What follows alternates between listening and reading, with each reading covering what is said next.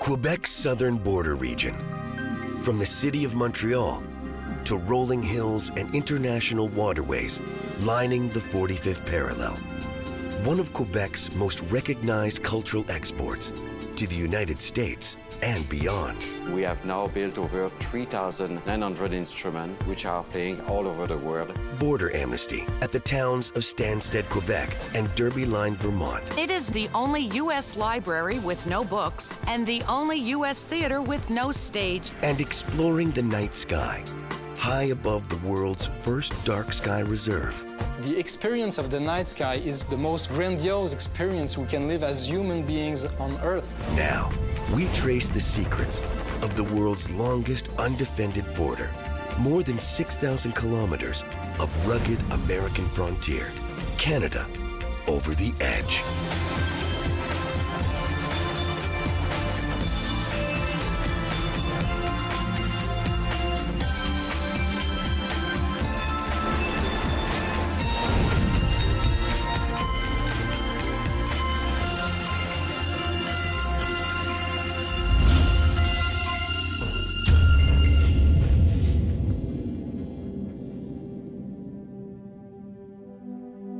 "70 kilometers northwest of the St. Lawrence River and the Canada-U.S. divide, the Ottawa skyline lines the horizon.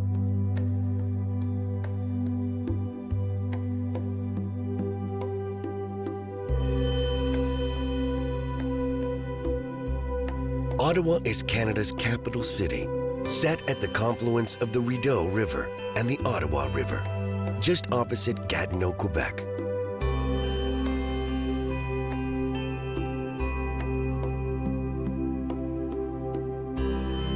These waterways served as First Nations trade routes for centuries, with the word Ottawa from the Algonquin language to trade. In 1826, the city was founded, a strategic hub in the aftermath of the War of 1812, and a period of tense North-South relations.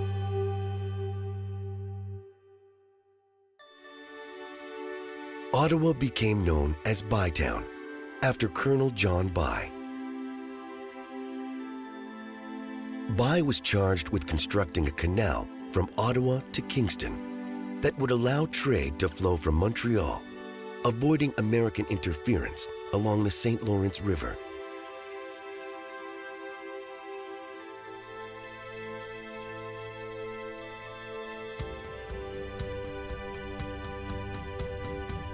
In 1855, Bytown was renamed Ottawa.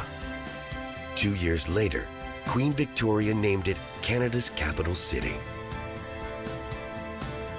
Today, the capital region is home to many historic buildings, including the Prime Minister's residence on Sussex Drive and Canada's Parliament buildings, world famous for their modern Gothic Revival architecture.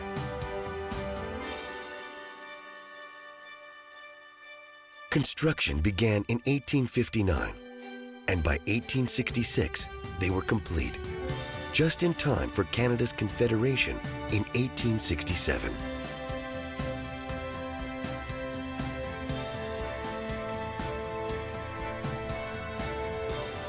But in 1916, fire struck, reducing most of Parliament Hill to ashes.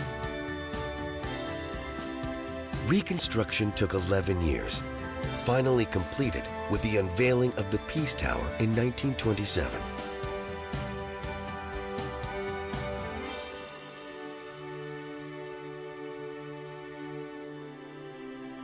Today, the Ottawa region is home to more than 1.2 million people, boasting one of the top qualities of life in the world.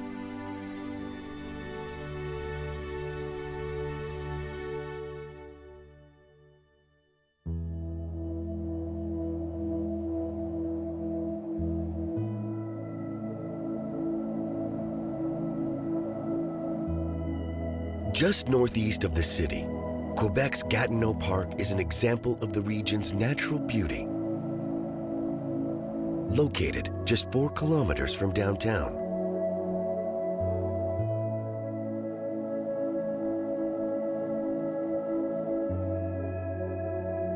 The park was established in 1938, a wedge-shaped parcel of protected wilderness measuring 361 square kilometers.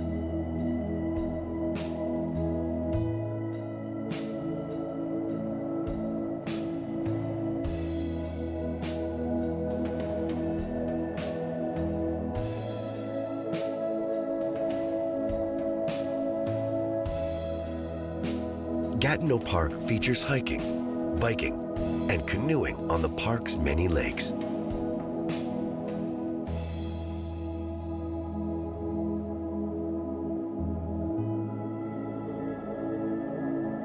It also features historic Canadian residences, including the estate of former Prime Minister William Lyon Mackenzie King.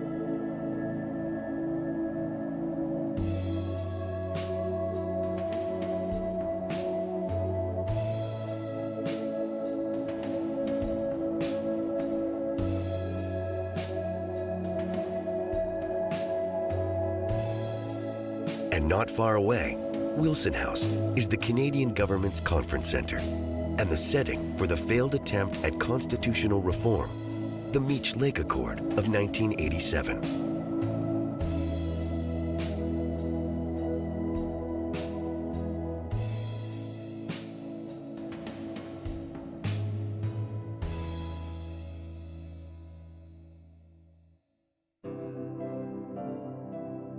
Heading east, we follow the contours of the Ottawa River.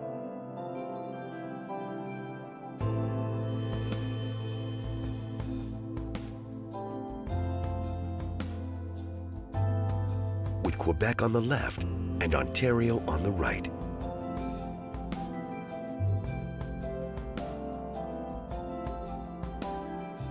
It is a pristine waterway, measuring more than 1,200 kilometers, with a history dating back more than 10,000 years.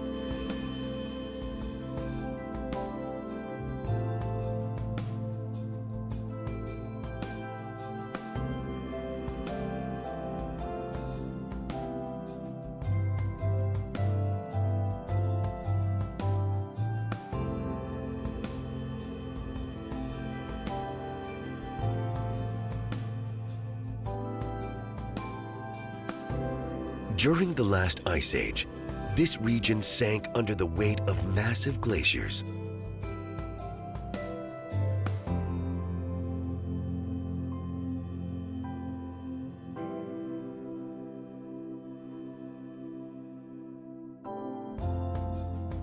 The glaciers eventually retreated, and the land was flooded by seawater.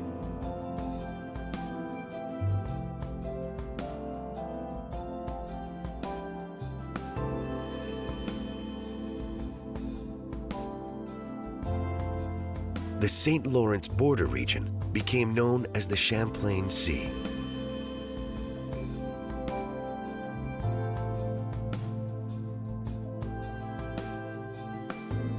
But in the years following, the land rose.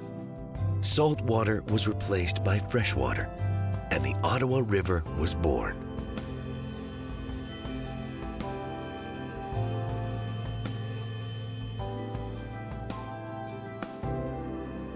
And 150 kilometers east of Ottawa, the Ottawa River widens as we meet the St. Lawrence River, and in the distance, the city of Montreal. 10 kilometers east of the Ottawa River's outflow into the St. Lawrence River, we approach Montreal.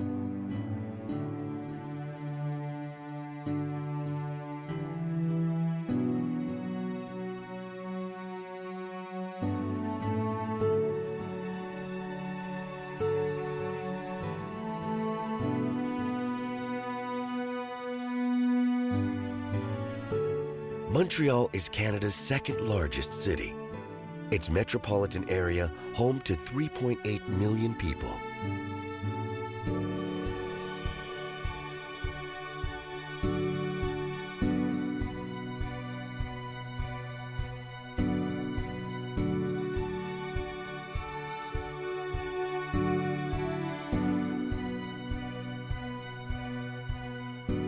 The city is built on an island in the heart of the St. Lawrence, measuring 500 square kilometers.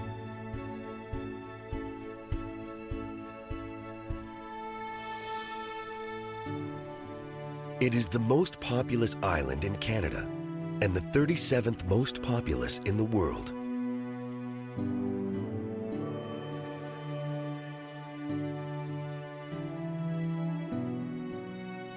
Montreal was one of the earliest settlements recorded by 17th century French explorers, originally known as Ville Marie, or City of Mary.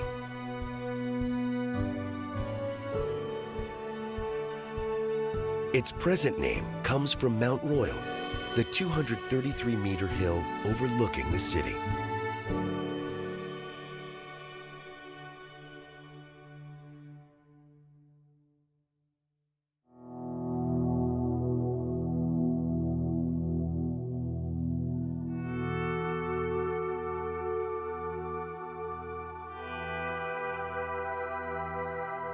French is the mother tongue for the majority of residents, making Montreal the second largest primarily French-speaking city in the world.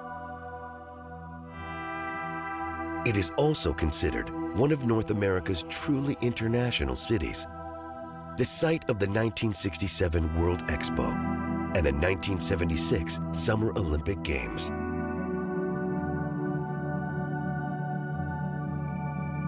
Montreal is also a cultural hub, known as one of the most vibrant art cities in North America.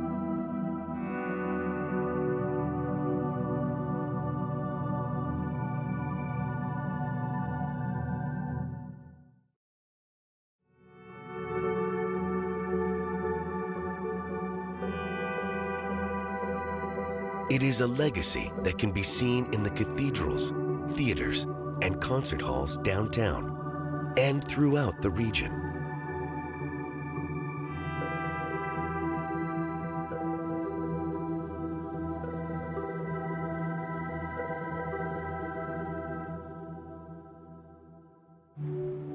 In the nearby city of St. Hyacinthe, we find one of Quebec's greatest cultural exports. I am Jacqueline Rochette. I am artistic director at Casavant, which is located in Saint-Hyacinthe, Quebec. St. Hyacinthe is located 50 kilometers from Montreal, an agriculture and industry town. But its most famous contribution to Quebec and the world may be its iconic pipe organs. Built under the name Casavant Frères, or Casavant Brothers.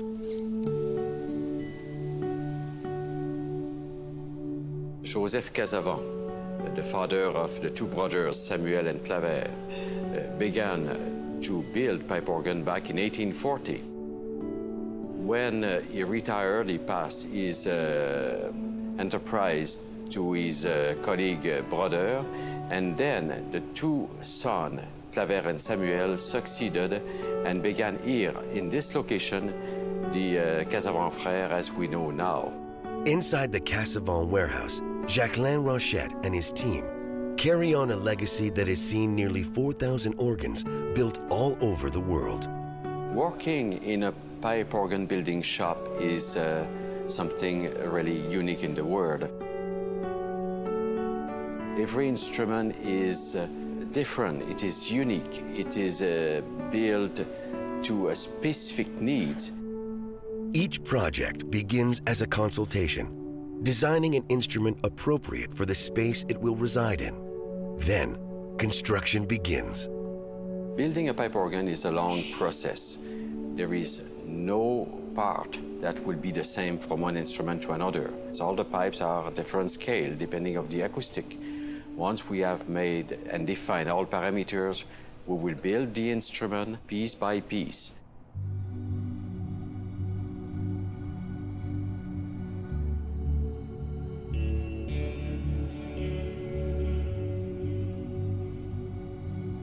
On the shop's main floor, Stéphane Laflamme helps prepare thousands of pipes used to assemble Casavant's greatest creations. On a un tailleur qui coupe le métal. Après ça, c'est distribué aux gars. Que nous, on prend des mandrins, on tourne. On a 52 étapes pour fabriquer le tuyau au complet. Là, je suis en train de souder les corps. On tourne le corps, on gratte le corps, on met de la chandelle. Ensuite, on prend de l'étain puis on soude le corps avec le pied. Ça, c'est un assemblage qui reste à faire.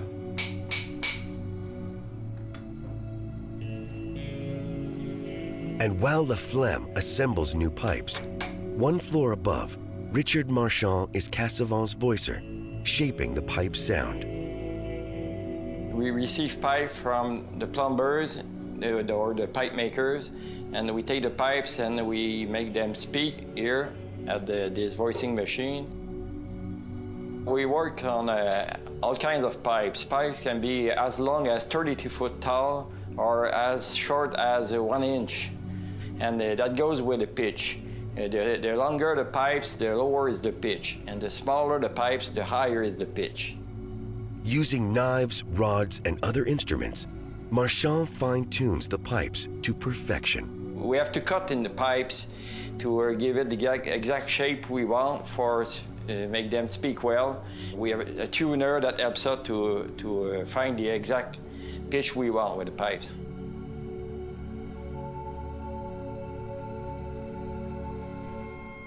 Once all the pipes are completed, Marchand works to create the overall sound for the instrument.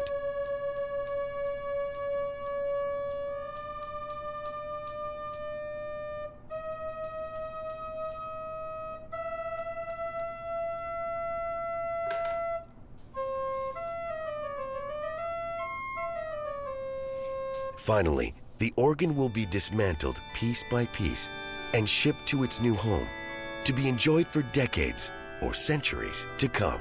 The pipe organ is a unique instrument that has been used to express various parts of human life. Being sad, being happy, it is a major instrument that is still today continuing and evolving.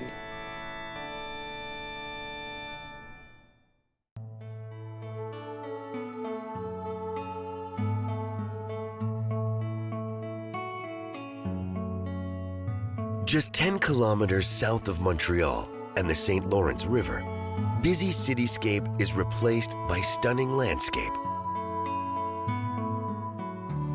Here, we experience a signature feature of Quebec's southern region, rolling hills lining the horizon. Far below, winding rivers, fertile farmland, and pristine communities make this region a scenic destination, on the ground or from the air.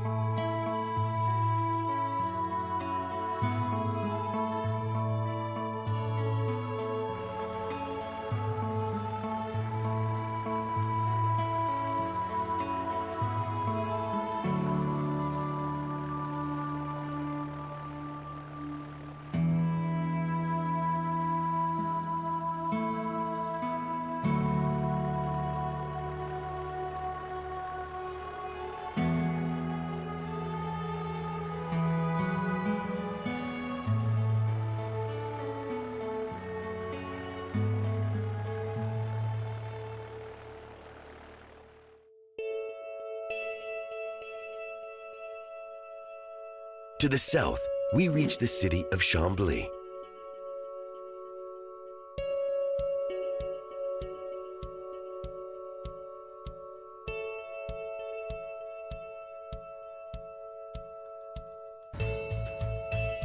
It is home to 25,000 people, first recorded in the diaries of Samuel de Champlain in 1609.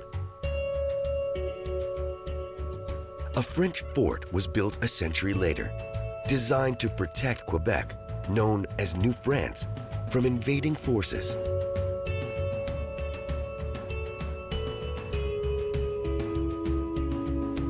And south of Chambly, one of the region's natural gems lies below.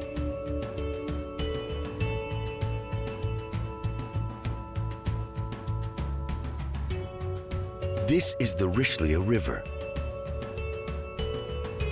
Once known as the Iroquois River, it flows 124 kilometers north into the St. Lawrence from Lake Champlain to the south.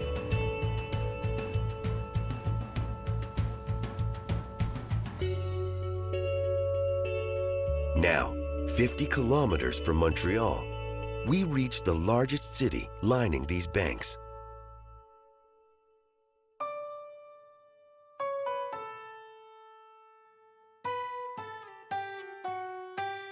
This is Saint-Jean-sur-Richelieu.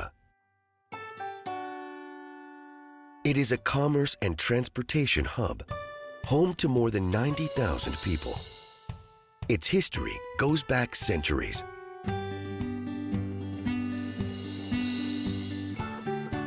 Once considered the most important inland harbor in Quebec and Canada.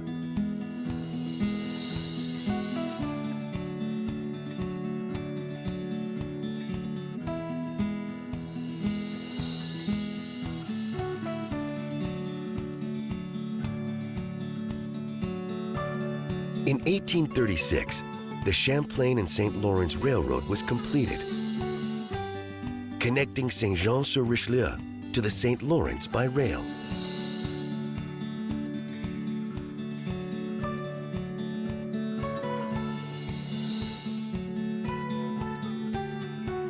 Then, less than a decade later, the Chambly Canal was completed. This created a navigable north-south marine transport route, linking Montreal with New York City and the open waters of the Atlantic.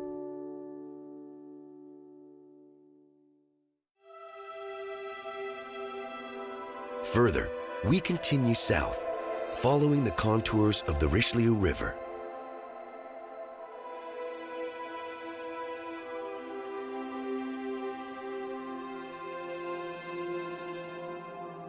This river has been the site of key battles for hundreds of years between the French and Iroquois nation, and later the French and English.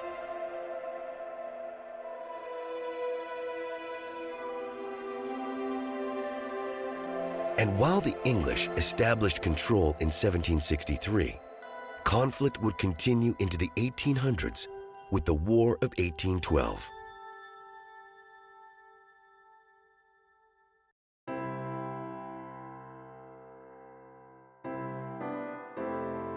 "20 kilometers south of Saint-Jean-sur-Richelieu, we see a legacy to those turbulent times.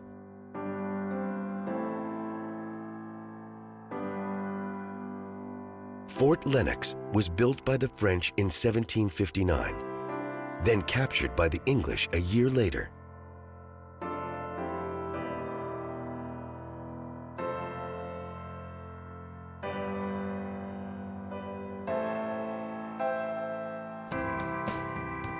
Then during the American Revolution, American forces used the fort to stage attacks on Canada.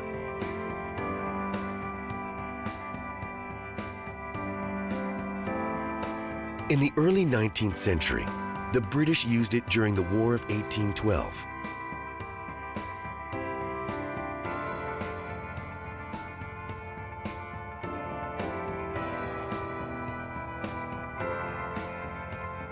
Finally, during World War II, Fort Lennox served as a refugee center for displaced European Jews.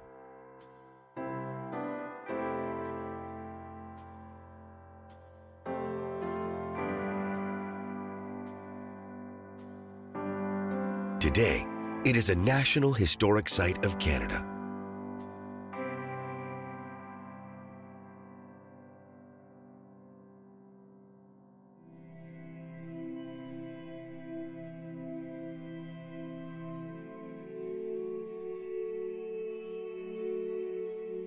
"10 kilometers south of Fort Lennox, we reach the 45th parallel and the international border communities of Noyon, Quebec, and Alberg, Vermont.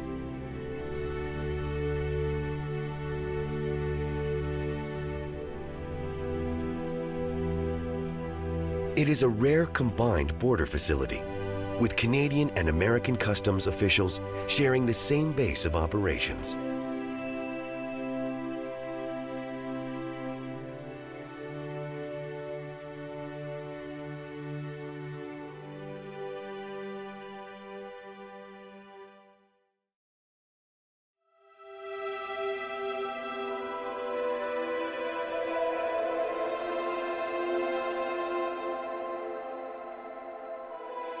East of the border communities of Noyon and Alberg, the Quebec-Vermont frontier extends 140 kilometers.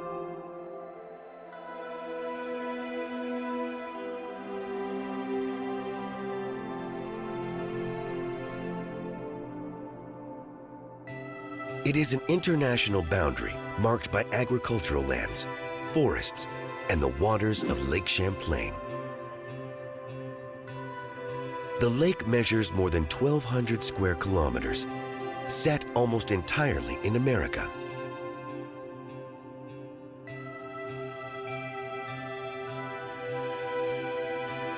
And here, tiny tracts of land, even islands, are marked by a 6-meter cut line dividing the nations.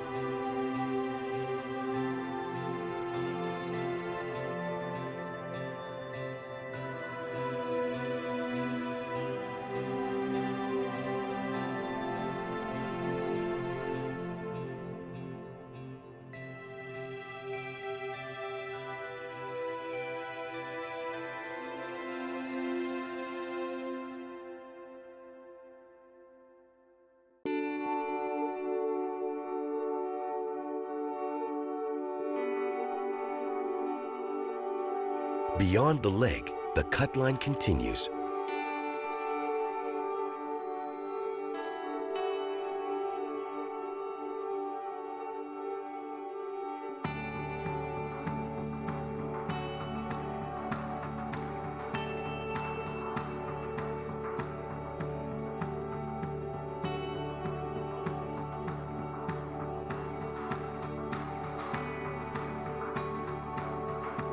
The Quebec-Vermont boundary is unique. It is located near, but not on the 45th parallel, and is steeped in legend and lore.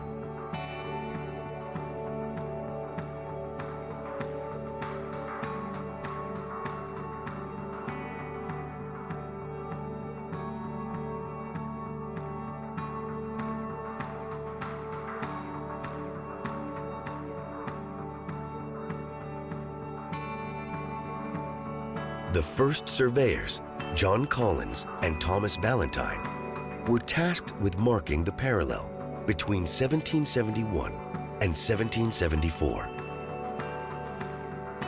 But they were not entirely accurate, often more than a kilometer off target.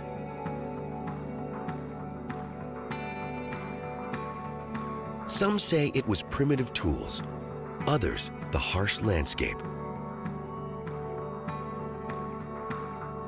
Local legend says they were simply drunk on whiskey.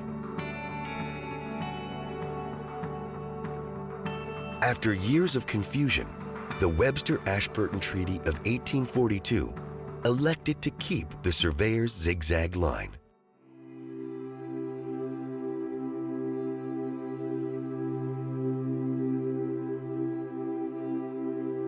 "65 kilometers east of Lake Champlain, we reach another international body of water.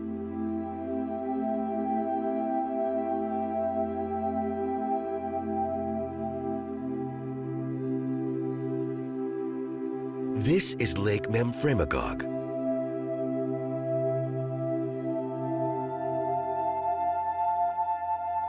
Three-quarters of this lake is located in Canada, while three-quarters of its watershed, some 1,270 square kilometers, lies in America.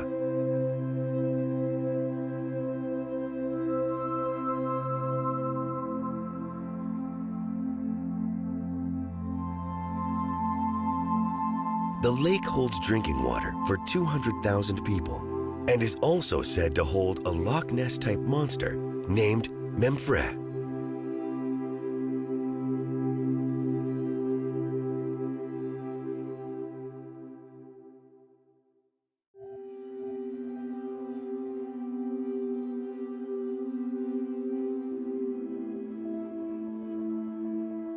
Beyond the lake, we reach two of the world's most unique frontier towns.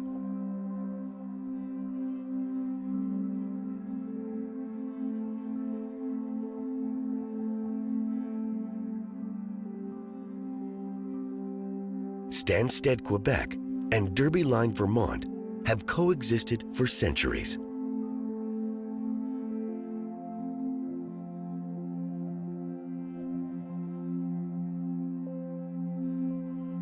They both lie above the 45th parallel and should be in Canada.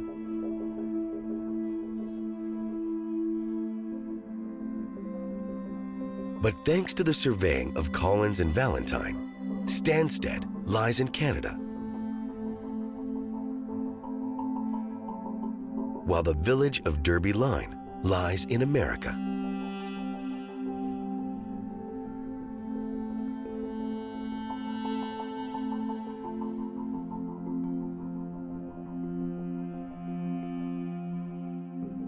Residents here cross the border for employment and all types of services.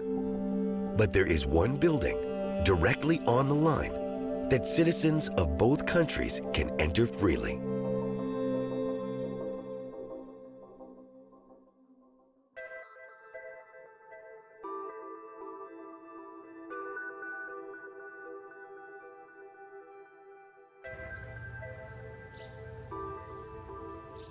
My name is Lynn Limer. I'm the Haskell Opera House Theater Manager, and we are in beautiful downtown Derby Line, Vermont, and Stansted, Quebec. The Haskell Free Library and Opera House straddles the international divide. The building is more than a century old, constructed and dedicated as a gift by a prominent member of the community. Martha Stewart Haskell, who was married to Carlos, his family is responsible for bringing a lot of the industry to this area, and she's Canadian and he was American, and as a gift, she decided to gift the building to both communities. She did it on purpose because she wanted it to be a friendly gift for both communities.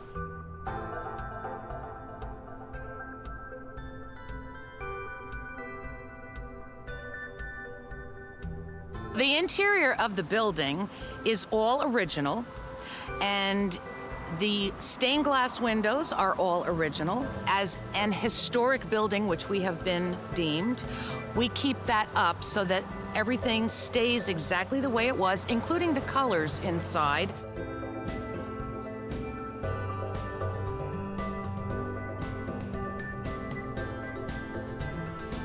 There's a children's reading room, there is a stack room, and there is a lovely adult reading room that we now have upgraded with computers and Wi-Fi so that folks can come in and utilize all those facilities as well.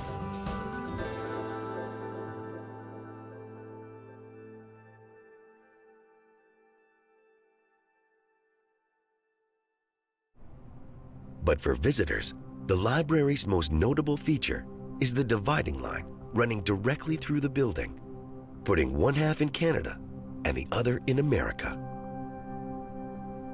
The border actually runs directly through the building, and it is known as the only U.S. library with no books because the stack room is in Canada, and the only U.S. theater with no stage because the stage is also in Canada.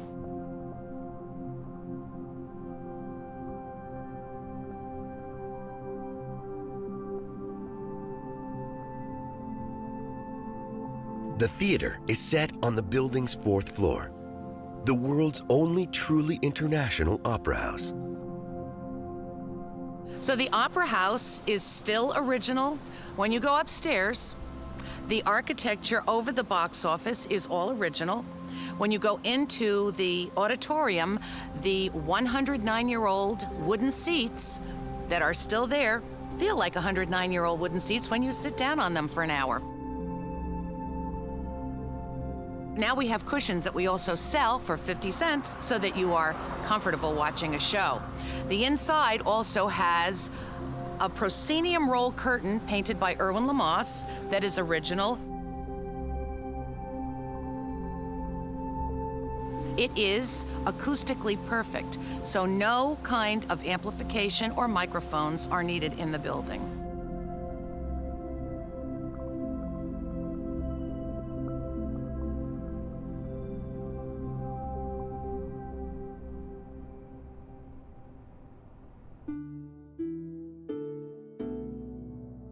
The Haskell Free Library and Opera House is recognized as an historic site by the governments of Canada, the United States, and the province of Quebec. But with the building's main entrance located solely in America, there are unique challenges. Ever since 9/11, the ability to just walk back and forth without any problems across the border has changed, needless to say. So security has become very stringent. The Canadians can still park and walk on the sidewalk and come into the facility without using their passport.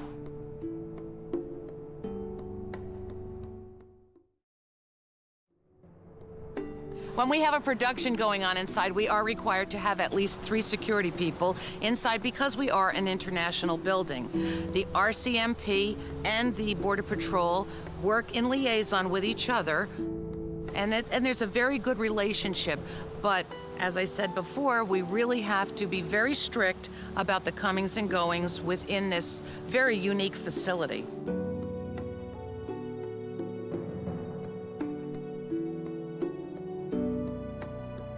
Lynn Limer believes this frontier library and opera house is a cultural crossroads, one that is worth fighting for.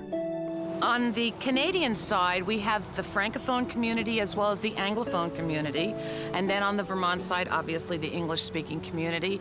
But this still harbors a wonderful relationship between the communities, and the cooperation and the collaborative efforts between the two communities to keep this building going, surviving. So we're hoping to stay here for another 110 years.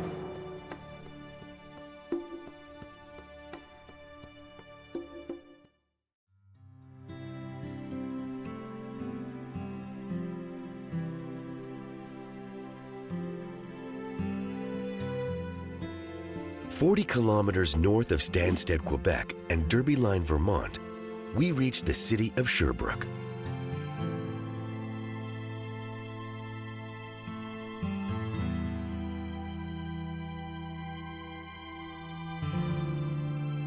This region was home to First Nations peoples for thousands of years, with European settlement beginning in 1793.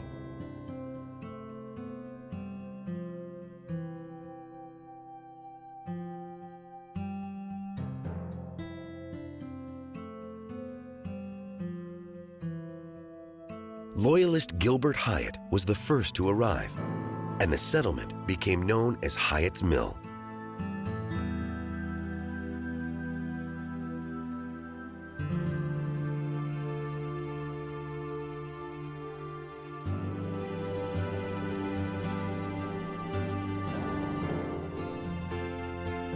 It would later be renamed in honor of John Coates Sherbrooke, a military commander in Atlantic Canada during the War of 1812.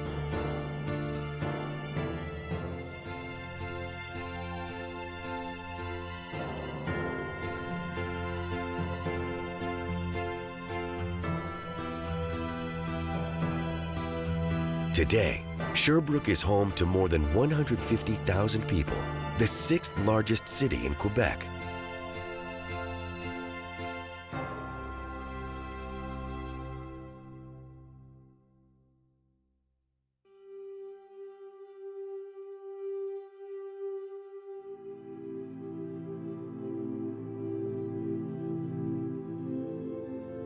Moving east, the rolling hills of southern Quebec dominate the landscape once again.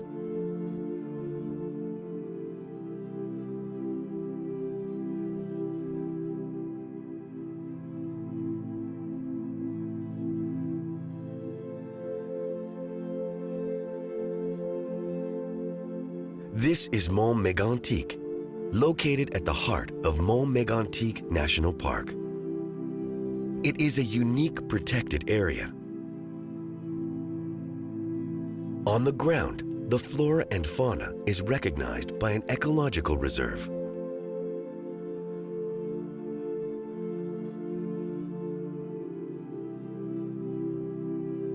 High above, an historic chapel adorns Mont Saint-Joseph.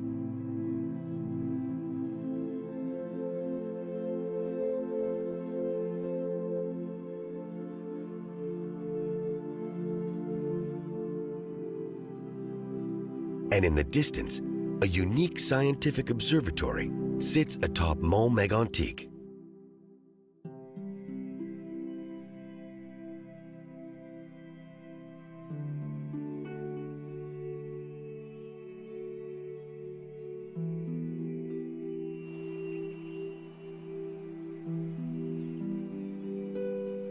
My name is Sébastien Gigard. I'm the Education Director of the Mont Mégantic National Park and International Dark Sky Reserve. Mont Mégantic is located in southern Quebec, just near the border with Maine and New Hampshire, and so a few kilometers from there. And we are 250 kilometers south of Quebec and 250 kilometers east of Montreal. The Mont Mégantic region is one of the most secluded in eastern North America, with no major communities for kilometers. In 2007, artificial light was banned at night, making it the world's first international dark sky reserve. One of the unique features of the region here is that we are the first international dark sky reserve. What's a dark sky reserve? In fact, it's a place where you want to protect the experience of the starry night. These days, the artificial light at night is getting so bright and so wide everywhere in North America that places where we are still able to experience the original beauty of the night sky are getting quite rare. And here we fight to protect this experience so that people can live it and so that future generation can experience it too.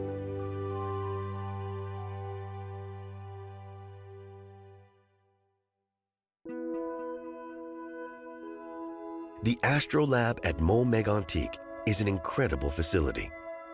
From the Welcome Center at the base of the mountain all the way to the summit, the highest accessible point by road in the province of Quebec. There's a lot of stuff going on in Mont Mégantic with astronomy, so one of these things is the Astrolab, which is the public astronomy activity center. We have a multimedia hall, we have astronomy exhibits, we have observatories atop on the rooftops, and so we organize astronomy evenings with the public. And so all this is at the base of the mountain here.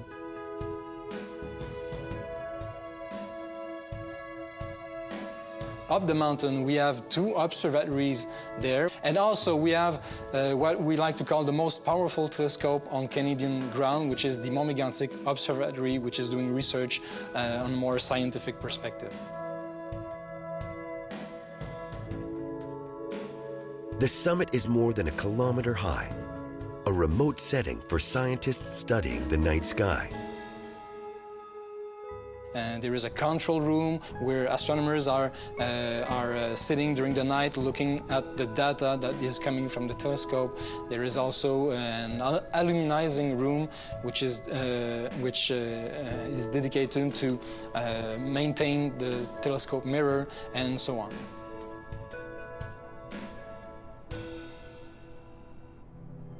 And on the second floor of the observatory, the Astrolab's real prize is its 24-ton telescope. So we have to go upstairs and then we get into the telescope room and we see this huge beast which is dedicated to look at the stars.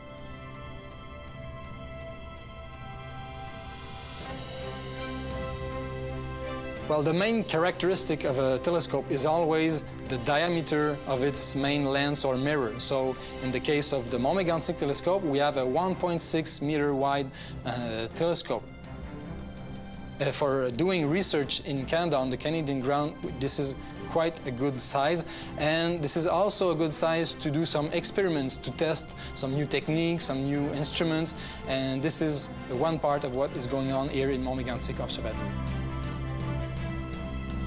Well, of course, we think that science is important, but going beyond science, we really think that the experience of the night sky is truly one of the most grandiose experience we can live as human beings on Earth. And so that the fact that this experience is kind of disappearing, we find this a great threat, and we think that it's really important that we consider the night sky as a common heritage to preserve.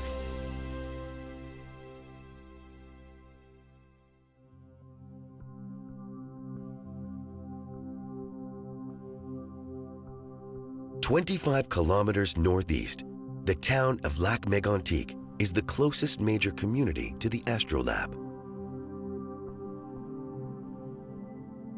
It lies on the shores of the lake that shares its name, measuring just over 25 square kilometers. Sadly, it is best known for a recent train derailment and subsequent explosion that killed 47 people and left an entire town scarred forever.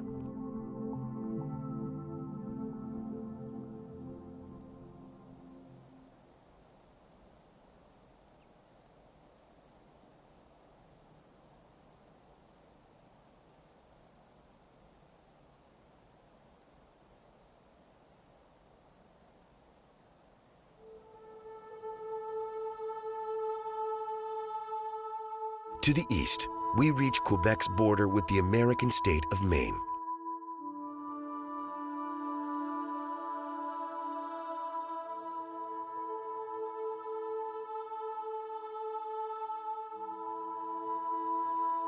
Here in the deep wilderness, the boundary is a maze, determined by the flow of rivers, north to the St. Lawrence or south to the Atlantic Ocean.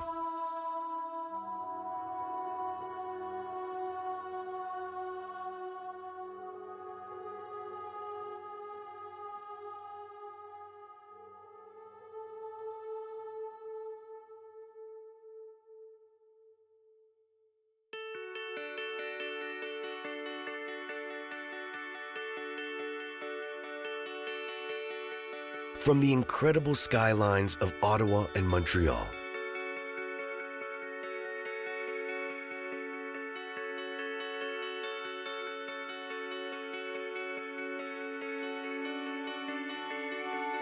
to rolling hills and pristine rivers in the heart of French North America.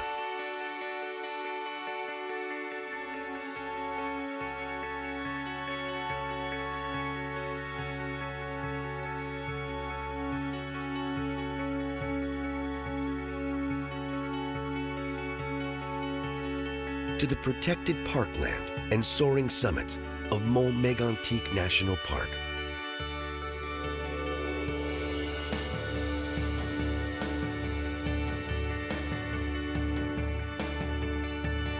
The Quebec-U.S. border region is an incredible journey from the earth to the sky.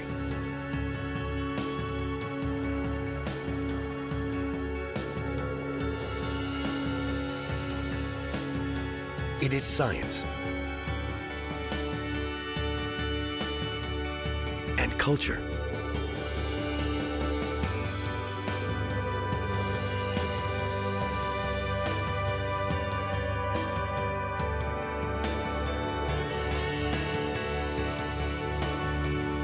A mix of megacities and centuries-old border communities.